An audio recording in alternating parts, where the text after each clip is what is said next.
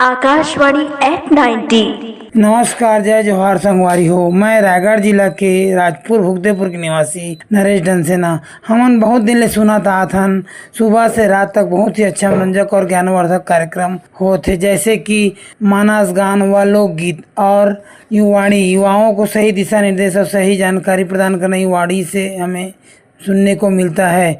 जैसे किसानवाड़ी से किसानों को वर्षा और फसल के बारे में किस प्रकार की फसलों का उत्पादन करना, इसकी जानकारी हमें मिलता है। और घर में महिलाओं के लिए वनिता विहार, जो कि महिलाओं को अच्छा मनोरंजक और ज्ञानवर्धक ज्ञान प्राप्त होता है। और उसके बाद जैसे फ़ोन इन कार्यक्रम के माध्यम से हमन मन चाहे गीत सुनने और मिलते हमारा।